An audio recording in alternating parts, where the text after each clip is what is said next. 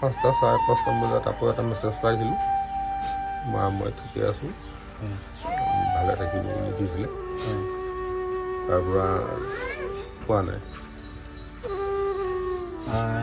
আৰু অসমৰ বাহিৰৰ পৰা কিবা মেছেজ আহিছিলে বুলি আমি শুনিছিলোঁ।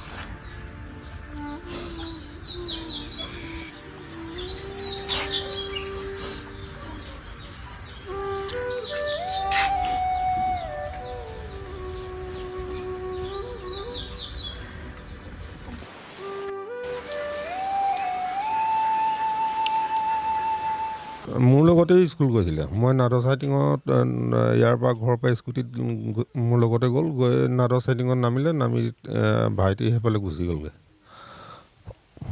স্কুল গুচি গ'ল। তাৰপিছত যোৱাৰ আগতে কিবা একো কোৱা নাই। মোক তেনেকৈ একো কোৱা নাই।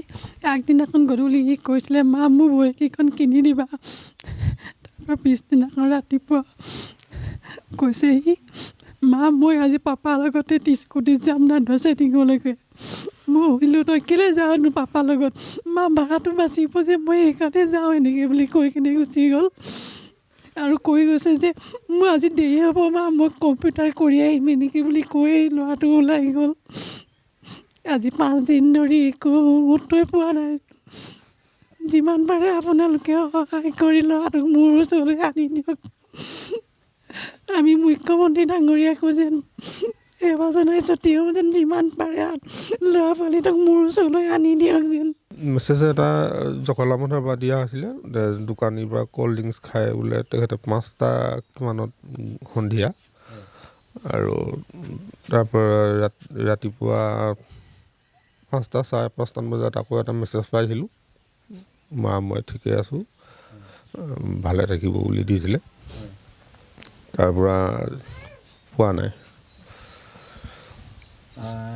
আৰু অসমৰ বাহিৰৰ পৰা কিবা মেছেজ আহিছিলে বুলি আমি শুনিছিলোঁ।